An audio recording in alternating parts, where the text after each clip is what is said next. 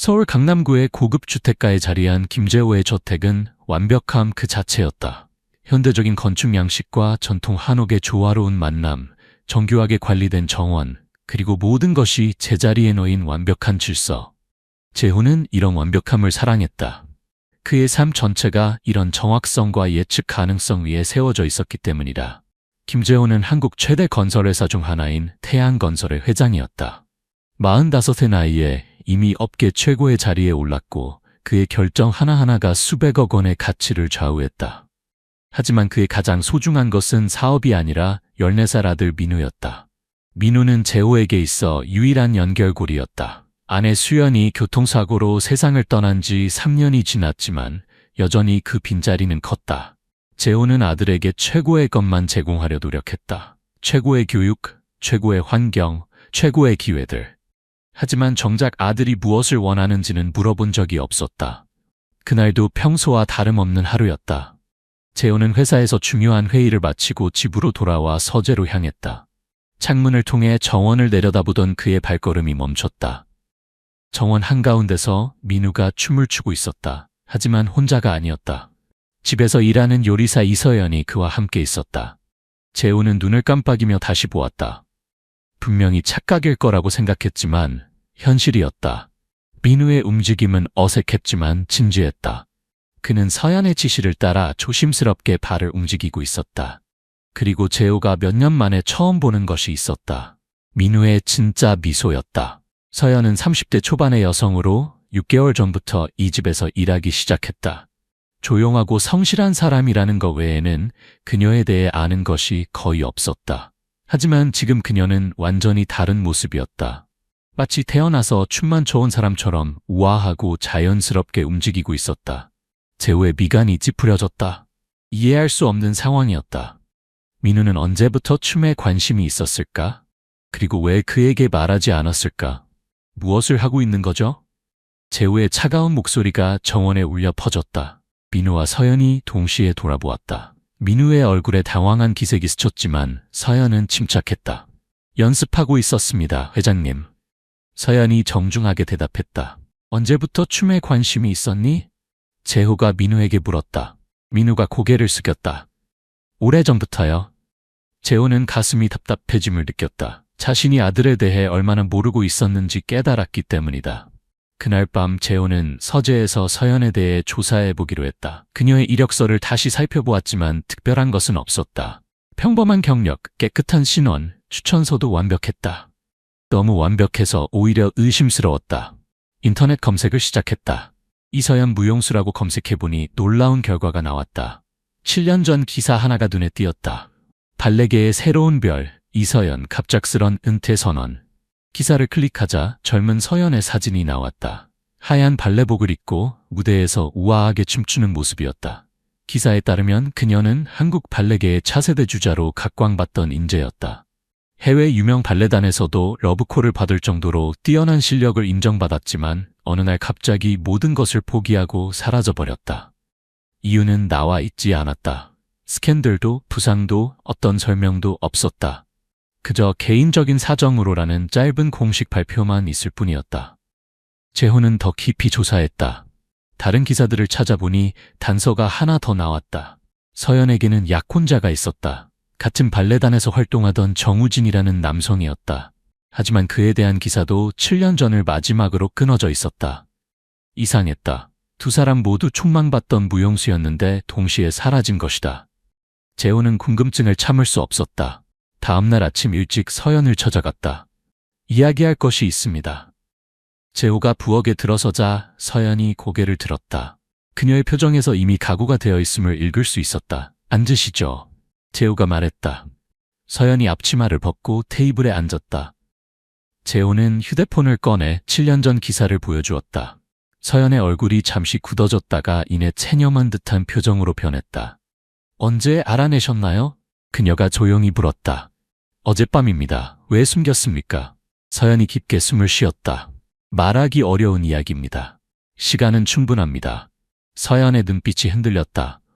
마치 오랫동안 닫아둔 상자를 여는 것처럼 힘들어 보였다. 정우진, 그 사람은 제 약혼자였습니다. 서연이 말을 시작했다. 우리는 함께 꿈을 키워나가고 있었어요. 세계적인 발레단에서 함께 춤추는 것이 목표였습니다. 재호가 조용히 들었다. 하지만 첫 해외 공연을 앞둔 밤, 우진이 교통사고를 당했습니다. 서연의 목소리가 떨렸다.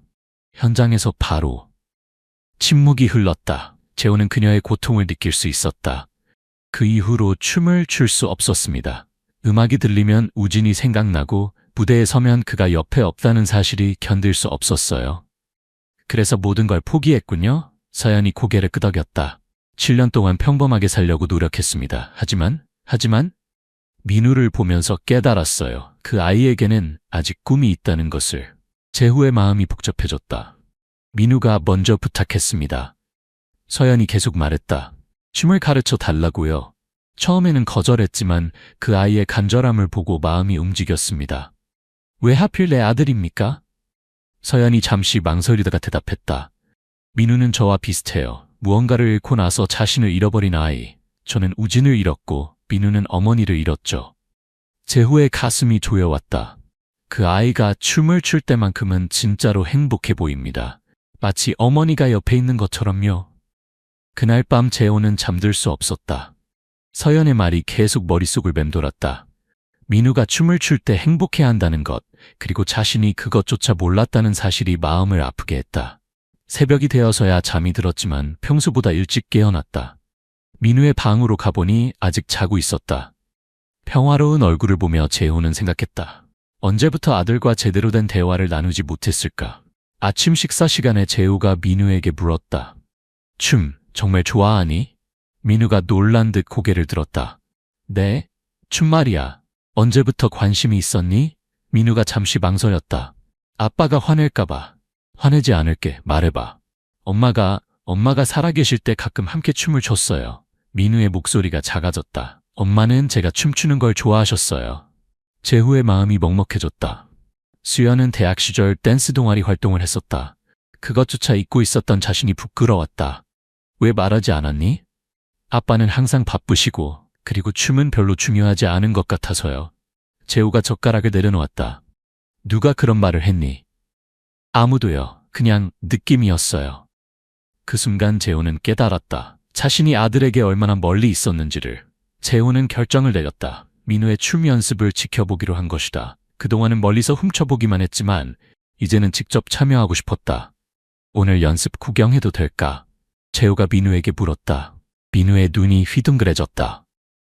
정말요? 정말이야. 오후가 되자 재호는 집 안에 있는 큰 거실로 갔다. 평소에는 거의 사용하지 않던 공간이었지만 민우와 서연이 연습하기에는 충분했다. 서연이 음악을 틀자 민우가 춤을 추기 시작했다. 재호는 그 모습을 지켜보며 놀랐다. 어색하긴 했지만 민우의 움직임에는 진정성이 있었다. 그리고 무엇보다 행복해 보였다. 좋습니다. 서연이 민우를 격려했다. 조금 더 자연스럽게. 민우가 고개를 끄덕이고 다시 시도했다. 이번에는 더 나았다. 연습이 끝난 후 재호가 박수를 쳤다. 잘했어, 민우야. 민우의 얼굴이 환해졌다. 정말요? 정말이야. 아빠가 보기에도 많이 늘었어. 서연이 미소를 지었다. 민우는 재능이 있어요. 조금만 더 연습하면 훨씬 좋아질 거예요. 재호가 서연을 바라보았다. 계속 가르쳐 주시겠습니까? 네, 기꺼이요. 그리고 재호가 망설이다가 말했다. 저도 가끔 지켜볼 수 있을까요? 민우가 놀라며 아빠를 바라보았다. 아빠가요? 안 되니? 아니에요. 좋아요. 그날부터 재호의 일상이 바뀌었다. 회사 일이 끝나면 서둘러 집으로 돌아와 민우의 연습을 지켜보았다.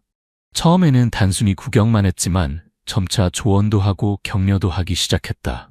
한 달이 지났을 때 서연이 재호와 민우에게 제안을 했다. 민우 실력이 많이 늘었어요. 청소년 댄스 대회에 참가해보는 건 어떨까요? 민우의 눈이 반짝였다. 정말요? 하지만 쉽지 않을 거예요. 다른 참가자들은 오랫동안 전문 교육을 받은 아이들이거든요. 재호가 걱정스러운 표정으로 물었다. 너무 이른 건 아닐까요? 경험이 중요해요. 서연이 설명했다. 결과보다는 과정에서 배우는 게 많을 거예요. 민우가 아빠를 바라보았다. 아빠, 해봐도 될까요? 재호는 망설였다.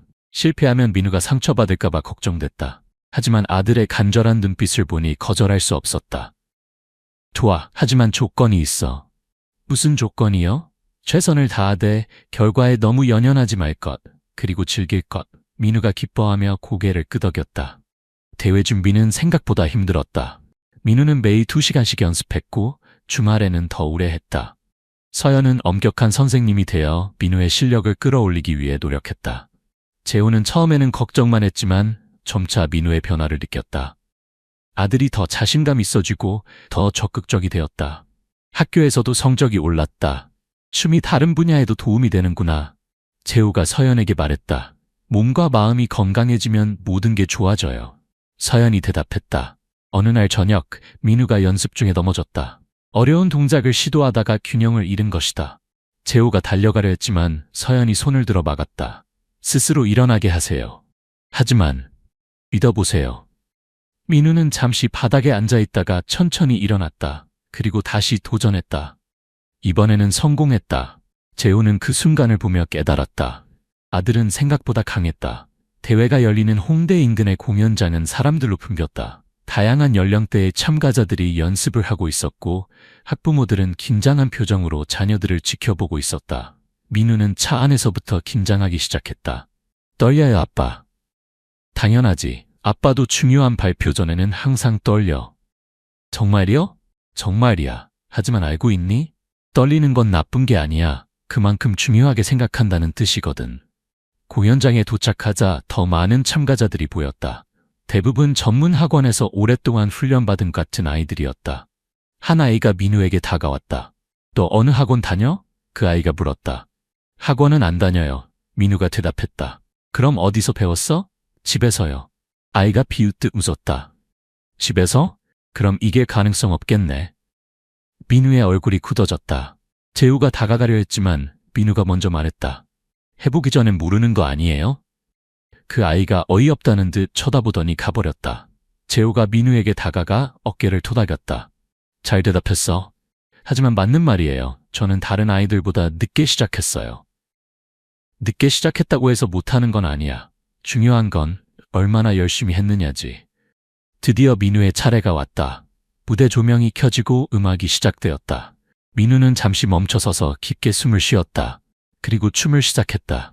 처음에는 조금 경직되어 보였지만 점차 자연스러워졌다. 재호는 객석에서 숨을 죽이고 지켜보았다.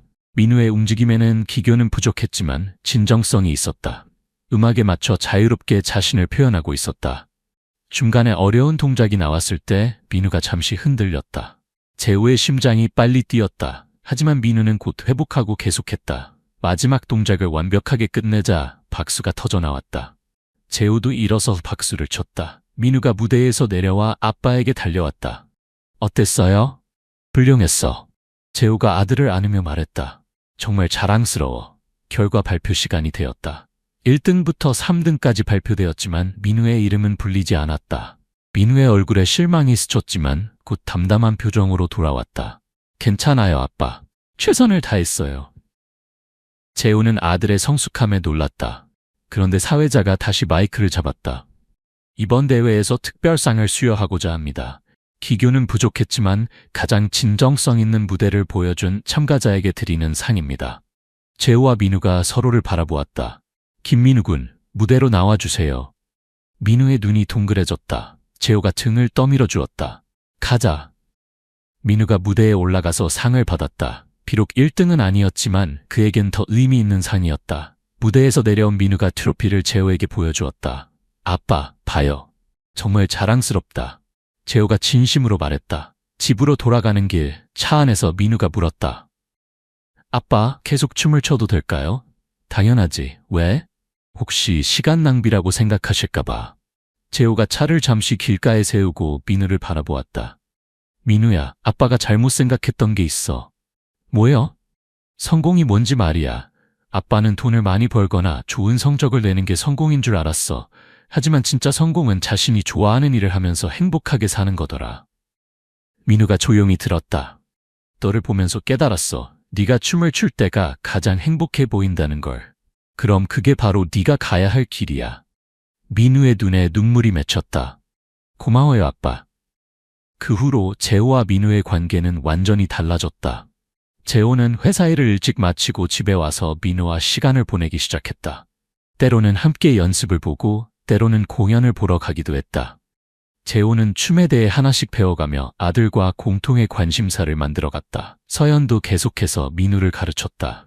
그녀는 점차 자신의 상처를 치유해가며 다시 춤에 대한 열정을 찾고 있었다. 서연 씨도 다시 무대에 서보시는 건 어때요? 어느 날 재호가 제안했다. 서연이 미소를 지었다. 아직은? 하지만 언젠가는 그럴 수도 있겠네요. 민우가 더 크면 함께 춤을 춰보는 것도 좋을 것 같은데요. 좋은 아이디어네요. 1년 후 민우는 또 다른 대회에 참가했다. 이번에는 더 큰 대회였고 경쟁도 치열했다. 하지만 민우는 더 이상 결과에 연연하지 않았다. 그저 자신이 좋아하는 춤을 추는 것 자체가 기뻤다. 재호는 객석에서 지켜보며 생각했다. 아들이 얼마나 많이 성장했는지, 그리고 자신도 얼마나 많이 변했는지. 예전의 재호라면 아들의 성적과 순위에만 신경 썼을 것이다. 하지만 이제는 아들이 행복한지가 가장 중요했다. 민우의 무대가 끝나고 박수가 터져 나왔다. 재호도 일어서서 박수를 쳤다. 이번에는 민우가 3등을 했다. 무대에서 내려온 민우가 메달을 보여주며 웃었다. 아빠 봐요. 3등이에요. 정말 잘했어. 하지만 아빠에게는 네가 항상 1등이야. 민우가 아빠를 꼭 안았다. 그 순간 재호는 깨달았다. 진정한 성공이 무엇인지를, 그리고 진정한 아버지가 무엇인지를. 서연이 다가와서 박수를 쳤다. 정말 자랑스럽습니다.